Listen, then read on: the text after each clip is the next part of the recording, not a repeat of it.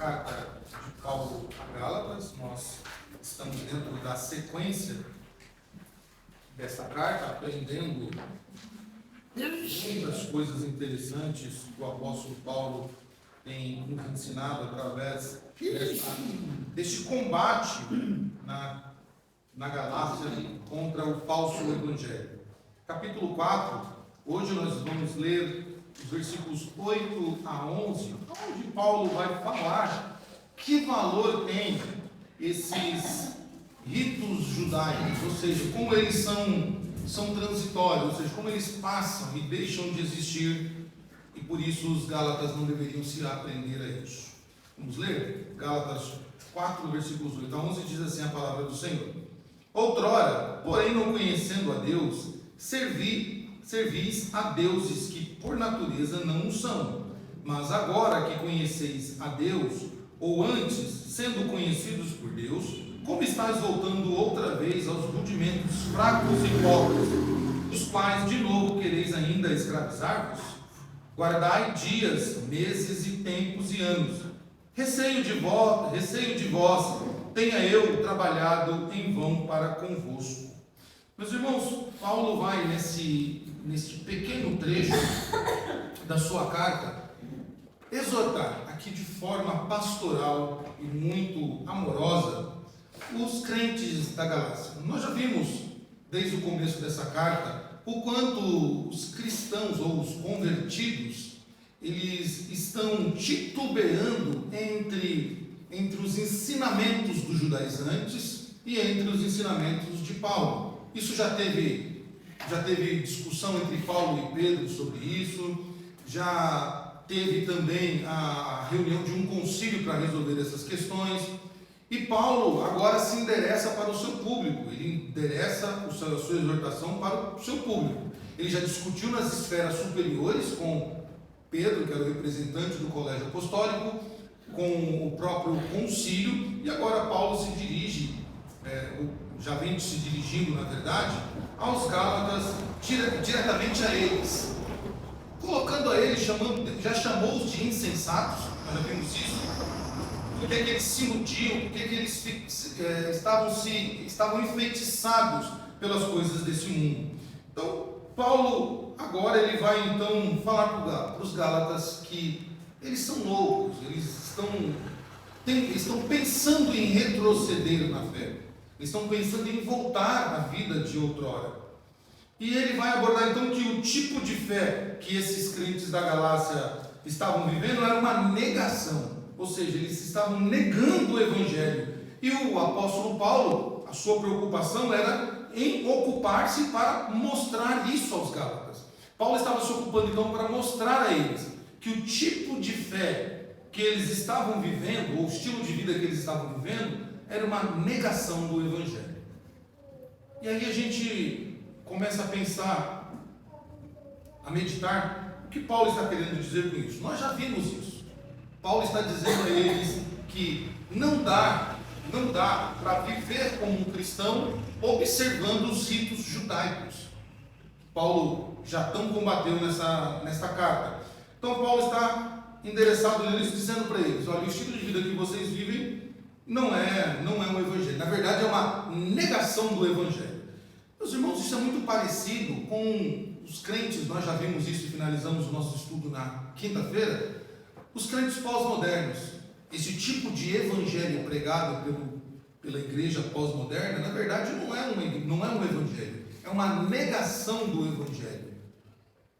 Quando se tira os elementos, quando se tira Cristo da centralidade da fé, então se vive uma negação.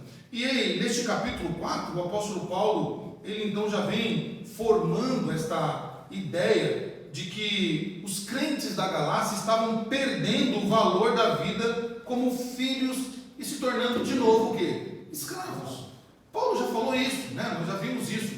Paulo dizendo assim: vocês eram escravos, Cristo libertou vocês, vocês precisavam de um pedagogo, de um tutor, agora Cristo tirou vocês desse estado menor e fez de vocês agora co-herdeiros com Ele. Então vocês já são grandinhos, já precisam agir como herdeiros de fato. Então Paulo está dizendo a eles que eles estão perdendo o valor da vida como filho e vivendo como escravo.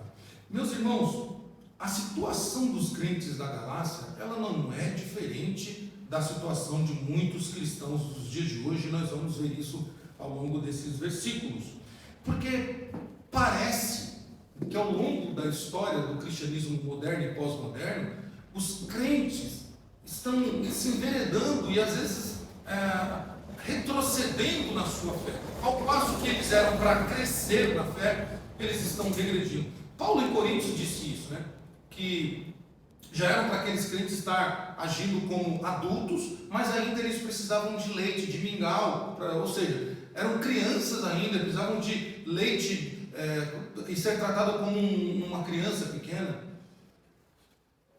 Paulo está alertando esses irmãos e serve para nós, porque essa é uma característica muito forte da igreja moderna e pós-moderna, que age como uma pessoa imatura, age como cristãos imaturos e por isso muitas vezes agem como escravos e não como filhos. Nós já falamos isso aqui lá no capítulo 1 e no capítulo 2, que um local, o cristianismo, ele não permite, na mensagem do Evangelho, não permite que nós sejamos tratados como escravos. Então, não há liberdade quando há restrição de alguma coisa.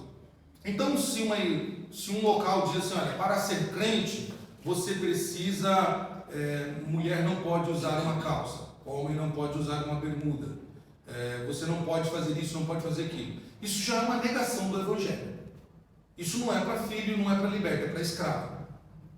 Claro que Paulo também diz que tudo me é lícito, mas nem tudo me convém. Mas nós precisamos entender como um filho age. Como um filho age, como um liberto age. Um liberto, ele não está mais preso aos rudimentos desse mundo. E nesses trechos do capítulo 4, dos versículos 8 a 11, e depois Paulo vai se estender isso até o versículo 20, ele vai mostrar a sua perplexidade, como ele está perplexo sobre o que estava acontecendo com esses cristãos e como eles haviam perdido os valores do Evangelho da Graça. Paulo está perplexo, Paulo está dizendo assim, espera lá, como é que vocês, uma vez conhecendo a verdade, uma vez que vocês agora são livres, já não há mais um pedagogo com vocês, já não há mais um tutor, como é que vocês agora deixaram perder, na verdade, né? Ou se perderam, os valores do Evangelho da Graça? Como vocês deixaram isso acontecer?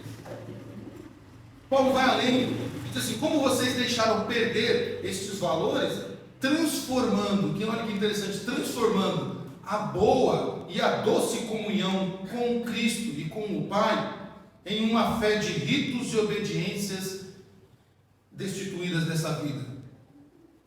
Paulo está dizendo, o que está acontecendo com vocês, Gálatas? Por que vocês estão agindo como se vocês não conhecessem a verdade? Ele diz isso logo no começo, né? Vocês serviam a deuses que na verdade não são deuses.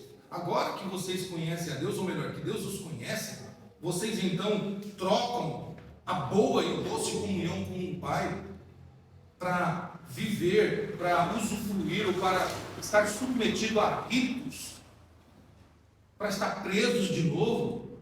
É como um escravo que ganhou a liberdade e agora ele diz, não, mas eu quero continuar sendo escravo. Paulo está perplexo com isso. Paulo argumenta aqui longamente nesse capítulo 4 que os judeus e os gentios, eles estiveram, né, sob a tutela da lei. Nós vemos isso no começo do capítulo 4, finalzinho do capítulo 3. E especialmente os gentios, nós já tratamos disso também, mas Paulo é aquele que usa a repetição para que nós vamos sempre lembrando e ele vai então se aprofundando. Ele lembra, traz à tona e o seu argumento é mais profundo. E ele diz que especialmente os gentios estavam sob a escravidão dos rudimentos do mundo, que a possibilidade aqui, como nós falamos semana passada, é de que eram demônios, realmente demônios. Eles acreditavam que havia deuses que controlavam a terra, deuses que controlavam a água, deuses que controlavam o ar e o fogo. Então eles tinham essa ideia de muitos deuses, porque isso era era algo típico deste primeiro século, principalmente deste mundo tomado pela cultura grega. Tá? Você nunca pode se esquecer disso. Este mundo de Paulo e o mundo de Jesus Cristo é um mundo que eles estão sob o domínio de Roma, de forma governamental de Roma, porém toda a cultura é grega. Por isso que você vai ouvir o termo greco-romano. Tá? A Roma dominou a Grécia, mas a cultura da Grécia continuou. E dos modos de vida do grego era ser politeísta, era ter muitos deuses. Deuses para tudo: Deus do ar, Deus do campo, Deus da terra, Deus do inferno, Deus dos céus, os deuses dos deuses, o Deus da mensagem. Tinha deuses para tudo. Então, esses gentios que vinham com toda essa bagagem em si, Paulo está dizendo a eles: vocês querem voltar para isso? Vocês querem voltar para isso? Vocês abandonaram isso, conheceram a verdade, e agora vocês querem voltar a isso, se esquecendo que Paulo já disse lá que na plenitude do tempo, ou seja, um tempo determinado por Deus, o Pai enviou Jesus Cristo para libertar os verdadeiros crentes. E a prova disso qual é? Nós vimos, é o Espírito Santo que foi dado como pousada. Ou seja, o Espírito Santo está nos crentes para realmente mostrar que Cristo nos libertou. Eu disse isso, né? A nossa teologia da pneumatologia, ela nos assegura que todo cristão, ele tem o Espírito Santo. Todo legítimo crente, o Espírito Santo habita nele. Por isso que nós, diferentemente de outros ramos, nós não temos campanhas para que o Espírito Santo desça sobre nós, campanhas para batismo com o Espírito Santo com evidências. A nossa pneumatologia diz: o Espírito Santo está em nós porque nós já fomos selados por Deus com o seu Espírito. Efésios capítulo 1 afirma isso. E Paulo está aqui lembrando os gentios: vocês foram libertados num tempo determinado por Deus, e a prova disso é que o Espírito Santo habita em vocês. Meus irmãos, nós não podemos esquecer disso. Nós não podemos esquecer disso quando a nossa mente, o nosso coração quiser nos levar para a vida que outrora vivíamos. Lembrar que por esta prova real e concreta que eu e você temos, nós temos que lembrar que nós somos de Cristo e pertencemos a Ele, e não a este mundo. É isso que Paulo está querendo dizer, esses irmãos. E agora então Paulo faz essa pergunta final neste capítulo para os Gálatas, perguntando a eles por que eles querem voltar para aquela vida. E é uma pergunta muito bem elaborada, muito bem construída, nós vimos isso, que está cheia de uma argumentação dizendo: vocês não conheciam a Deus, vocês não podiam ter o Espírito Santo dentro de vocês, mas Deus fez isso. Então, Paulo começa a argumentar isso já no versículo 8, quando ele diz: outrora, porém, não conhecendo a Deus, servir a deuses que por natureza não são. Então Paulo está dizendo: vocês não conheciam a Deus, ou seja, vocês não podiam ter o Espírito dentro de vocês, por isso vocês eram o quê? Escravos. Vocês viviam nos rudimentos desse mundo, porém Cristo os libertou e vocês receberam então o Espírito como morada. E aí Paulo pergunta então: por que vocês querem voltar para os rudimentos deste mundo? Versículo 9 diz isso: mas agora que conheceis a Deus, ou antes sendo conhecidos por Ele, como estáis voltando outra vez aos rudimentos? E Paulo, o adjetivo esses rudimentos, né? Fracos e pobres, aos quais de novo quereis ainda escravizar-vos?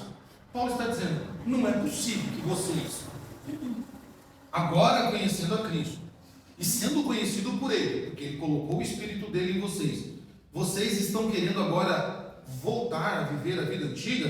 É mais ou menos tipo como se Paulo quisesse dizer isso: seus antigos senhores e deuses falsos, ou seja, os demônios e as demais crenças daqueles gentios, ainda estão lá querendo escravizar vocês, e vocês se esforçam por guardar dias, por guardar tempos, meses, anos.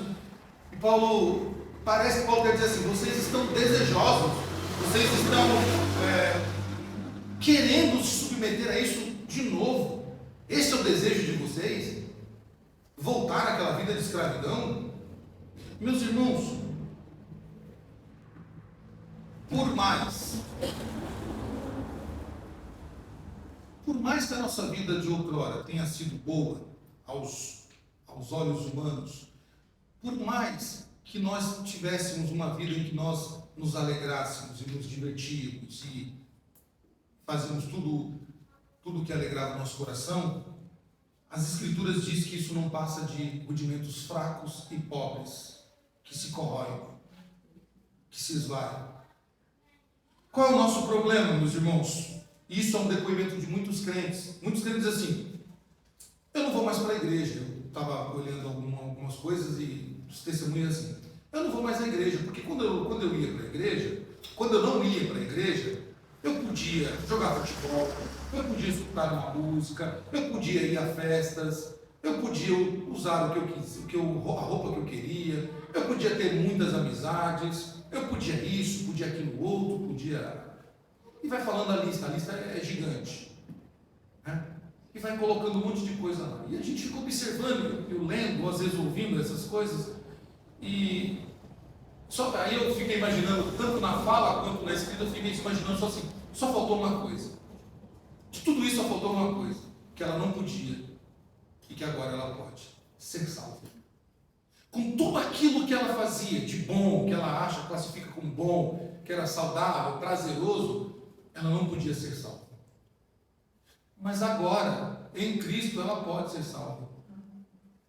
E então se pega isso, a carta de alforria, que Cristo deu, que Cristo conquistou com tanto carinho, com tanto zelo, com tanta devoção na cruz, e a pessoa faz isso. Rasga, como se não fosse nada, como se não valesse nada a carta de alforria. Muitas pessoas estão fazendo isso, dizendo: Cristo, obrigado, mas está aqui a minha carta de alforria, eu quero ser escravizado novamente. Eu quero viver sobre o jugo, porque lá onde eu estava eu era feliz, eu tinha muitas amizades, todo mundo era legal comigo.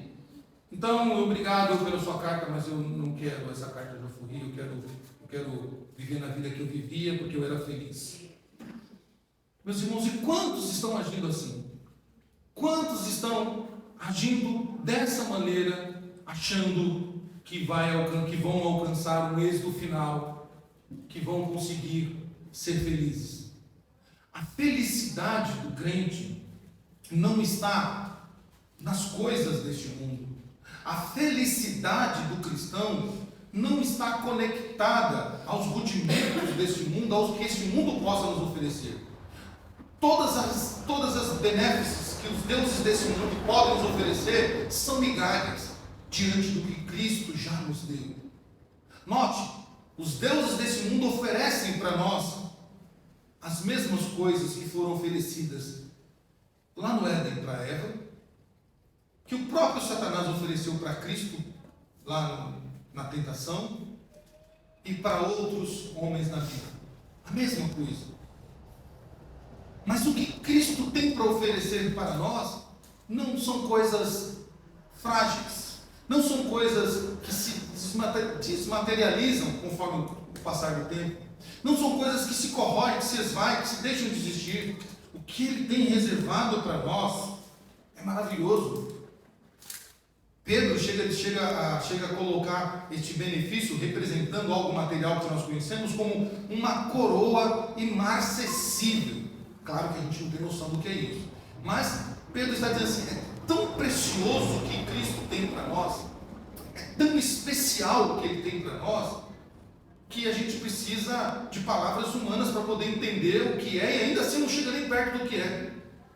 Paulo está pasmo, Paulo está perplexo diante do que esses irmãos de Gálatas estão vivendo. Paulo diz no versículo 10 e 11: guarda dias, meses, tempos e anos. E notem, é a primeira vez que Paulo está falando aqui do calendário. Paulo já falou bastante, vai voltar a falar da circuncisão.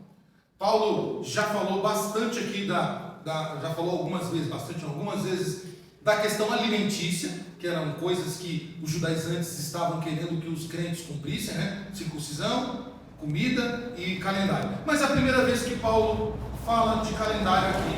Paulo está realmente lembrando isso, por quê? Porque isso é uma atitude, é uma ação da vida antiga. Não faz parte da vida nova. Paulo está falando de uma possibilidade, ou de uma possibilidade que pode ser vivida a qualquer tempo, por qualquer um daqueles crentes e extensão por nós. A possibilidade que o apóstolo Paulo está falando aqui aos Gálatas é de que sejamos tomados, sejamos possuídos, né, por um tipo de relação com o nosso Deus que transforme a nossa vida para filho, transforme a nossa vida de filho, transforme a nossa vida de um liberto e nos tire da frieza da religiosidade. Paulo está dizendo para eles aqui, quando Paulo está abordando a questão de dias, meses, Paulo está dizendo, não é isso. O cristianismo não é cumprir ritos, não é cumprir o dia, o mês, o ano, o tempo. Isso é coisa de escravo. Então, Paulo convoca eles a viver uma fé genuína. Notem, meus irmãos, a chamada de Cristo para nós não é que nós sejamos religiosos, que nós venhamos a cumprir o papel nosso aqui como crentes da igreja de Dionísio. Não é para isso que Cristo nos chamou. Eu preciso cumprir o meu papel porque eu toco no grupo de louvor, porque eu tenho que tocar o inário aqui com a minha sanfona, porque eu tenho que dar aula para as crianças, dar aula para a escola, porque eu tenho que pregar, porque eu tenho que abrir a igreja, porque eu tenho que ser o diácono. Não é isso. Por isso que vale a meditação. Qual o seu papel nessa igreja? O porquê que você está aqui? O porquê depois de 2 anos, 10, 5 ou 10 anos, por que você está aqui? Por que você é crente, professo dessa igreja? Para que você faz parte desta igreja? Para cumprir um rito? Para agradar uma família? Para agradar o esposo? Para quê? Se não for, conforme o apóstolo Paulo ensina esses irmãos da Galácia, se não for para realmente viver como filho liberto, se não for para viver como verdadeiramente herdeiro de Cristo, você errou o alvo. Está errado. Você precisa repensar sobre a sua vida com Deus aqui nesta igreja. Meus irmãos, nós não somos e nunca seremos religiosos, porque religioso cumpre ritos. Paulo finaliza a sua fala com uma expressão de tristeza, diante do que ele já falou, diante dos enfrentamentos que ele já teve, e diante até mesmo do que ele já lembrou a esses irmãos, das perseguições e das lutas que eles tiveram. O apóstolo Paulo já lembrou eles que eles foram perseguidos, que eles foram apedrejados, que o próprio apóstolo Paulo quase foi morto por pregar o evangelho. Paulo então agora finaliza dizendo: receio de vós tenha eu trabalhado em vão para conquistar. Meus irmãos, essa é uma expressão de tristeza de todo líder. Essa é a expressão de tristeza do apóstolo Paulo, que todos os líderes passaram e passam por isso. Paulo está dizendo: parece que foi em vão o que eu fiz aqui. Parece que toda a minha dedicação, tudo aquilo que Deus tem feito por vocês, parece que é em vão, porque vocês estão com comichão nos ouvidos, né? Essa expressão que os apóstolos usam, o próprio João usou, comichão nos ouvidos. Vocês estão querendo de novo voltar à vida outrora? Notem, este tipo de pregação estava acabando com a fé dos irmãos da Galácia. Nós já lemos da liturgia, Tito também estava combatendo isso lá em Creta. Tito estava combatendo isso. Na igreja de Colossos, Paulo estava combatendo isso. Capítulo 2 de Colossenses, Paulo se desgasta para combater os ritos judaicos. Isso estava minando a fé dos irmãos. Paulo então diz: será que foi então? Meus irmãos, nós temos que tomar cuidado com o evangelho que não apresenta o sinal de um Deus vivo. Nós não servimos a um Deus morto, um Deus que está nos ritos, um Deus que está apenas representado em algo materializado. O nosso Deus é vivo, o nosso Deus ele é real, o nosso Deus Ele é o Deus que vive em nós. Vive em nós.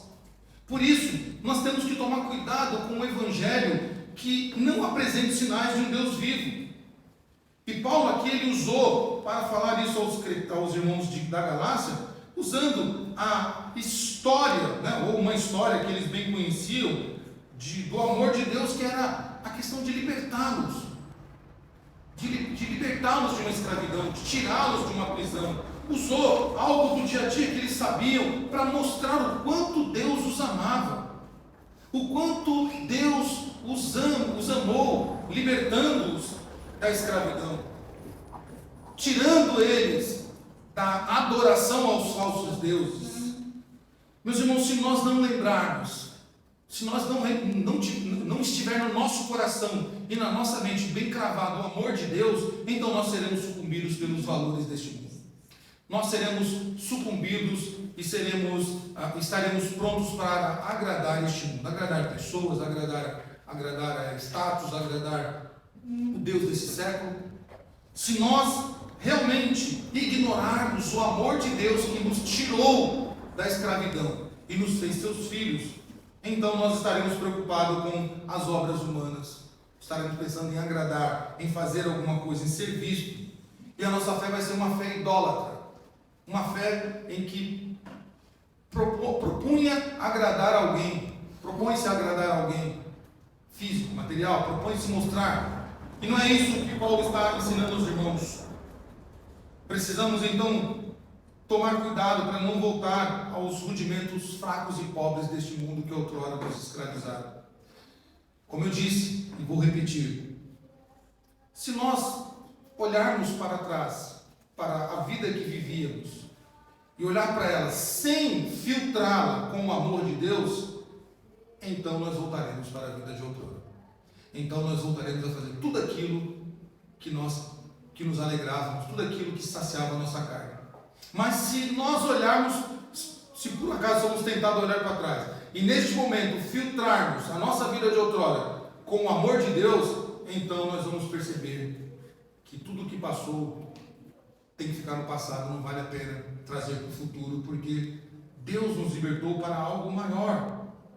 Deus nos trouxe para algo mais prazeroso, para algo muito melhor. Meus irmãos, aplicando para nós isso, rapidamente, cuidado com os seus pés, cuidado com os seus ouvidos e com os seus olhos. O apóstolo João, ele diz isso, ele ensina isso à igreja de Éfeso, para que nós tomemos cuidado com as coisas deste mundo. Ele fala a questão da soberba dos olhos, claramente. Toma cuidado, os nossos olhos e os nossos ouvidos, os estudiosos em leitura corporal, eles dizem que são as janelas da alma. Tudo que entra no nosso coração vem pelos olhos ou pelos ouvidos. Tudo que nós escutamos desce ao coração. Tudo que nós visualizamos desce ao coração. Portanto, se nós guardarmos os nossos olhos e não fecharmos os nossos ouvidos, certamente nós voltaremos à vida de outrora. Cuidado com os elogios dos adoradores dos falsos deuses, que diziam: nossa, a gente está sentindo a sua falta, como era bom ter você aqui antigamente, a gente está sentindo falta de você, estamos sentindo falta da sua presença lá, vamos lá com a gente, vamos lá, né? Fazer aquele rolê que a gente fazia. Se nós nesse momento não fecharmos os nossos ouvidos para isso, certamente nós vamos ser consumidos pela vida de outrora. Irmãos, o retrocesso, ele é uma loucura para quem o faz. Imagine, ilustração, pensem, um criminoso que passou 10 anos na cadeia por causa de qualquer crime que ele tenha cometido. Ele foi sentenciado a 10 anos de cadeia. Mas aí foram lá, um bom advogado foi lá e conseguiu reverter a pena, e ele conseguiu sair em 7 anos, pouco tempo, que ele mostrou lá bom comportamento, arrependimento, né, réu primário, etc. Tudo. E então ele conseguiu, a libertação dele, ele conseguiu sair daquele local. Se ele, ao sair, for cometer outro crime, ele é louco. É louco. Porque uma vez que ele passou 7 anos da sua vida privados, preso sem liberdade, preso sem liberdade são redundância, preso, né, privado da sua liberdade, privado de ver pessoas queridas, de usufruir das coisas deste mundo, se ele então voltar a cometer um crime, ele é um louco. E por causa disso ele perde algumas ações na justiça, como não é mais réu primário, etc. Então tudo vai ser dificultado para ele, né? Por quem manja de processo, o Paulo sabe, tudo vai trazer prejuízo a ele, um retorno à vida antiga. Diante da lei, ele vai ser reprovado por voltar. Agora nós, da qual Paulo fala que vivíamos em trevas, que estávamos mortos nos nossos delitos e pecados, que éramos prisioneiros, que estávamos presos às coisas deste mundo, agora libertos, por que nós vamos querer viver a vida de outrora? Por que nós vamos menosprezar ou então abdicar dessa liberdade, rasgar a carta de alforria que foi nos dada, para voltar à vida de outrora, para satisfazer a nossa carne, para agradar pessoas? É isso que nós queremos? Paulo, quando diz isso, meus irmãos, num lamento, recém que tem trabalhado em vão, ele está vendo esses crentes da Galácia querendo agradar os judaizantes, dando ouvidos à falsa pregação, dando ouvidos a um falso evangelho, e eles estão querendo então agradar as pessoas. O próprio apóstolo Paulo já repreendeu Pedro, por quê? Porque Pedro queria agradar a ala dos judaizantes. Meus irmãos, se nós não estivermos dispostos a agradar o Senhor, ser fiéis a Ele, mas querer retroceder à vida de outrora, então um sinal de alerta deve ser ligado em nossas vidas. Devemos nos preocupar constantemente e devemos buscar a Deus e clamar ao Senhor por misericórdia. Se nós desejarmos mais as coisas dessa vida do que estar na presença de Deus, é um belo sinal de que você está enfraquecendo na fé. Se nós tivermos mais desejos em nos satisfazer neste mundo do que estar na presença de Deus, meu irmão, é um sério sinal de que você está enfraquecido espiritualmente. Corra para Jesus. Corra para Jesus urgentemente. Corra, ore a Deus, busque leitura da palavra, procure ajuda de irmãos mais experientes na fé, peça a oração, procure urgentemente correr para Cristo. Porque o retrocesso, irmãos, ele é lento, não é do dia para a noite. Não pense que alguém diz assim, a partir de hoje eu não sou mais crente, a partir de hoje eu não quero mais ser membro dessa igreja. Não, é uma ausência aqui, outra ausência ali, é trocar o culto por alguma outra coisa. Hoje eu não vou não porque eu vou aqui, hoje eu não vou não porque eu vou para esse lado aqui, hoje eu vou preferir. É lento, são passos vagarosos, e eu sei que os irmãos sabem disso. O diabo não tem pressa, o nosso inimigo não tem pressa. Não tem pressa. Ele é um investidor paciente. E ele vai investir todo o tempo possível para tirar um crente da fé. Então, se você detectar um sinalzinho ali de que você está mais suscetível a agradar as coisas dessa vida, está mais inclinado aos prazeres dessa vida, e não a Cristo, não a comunhão com os santos, é o sinal que está alerta ali piscando. Corra, fortaleça-se no Senhor e na força do seu amor, como nós cantamos essa noite. Cristo nos encoraja. Ele pagou um alto preço, Ele nos quebrantou, e por causa dele que nós somos criados, e é por causa dele que nós somos salvos. Ele é o autor da vida. Ele nos ama de forma incondicional. E o amor dele é tão profundo e tão glorioso que ele mesmo foi à cruz para morrer em nosso lugar, para que nós, de mortos, nos tornemos vivos. E vivos para viver a vida que ele quer ir purificar.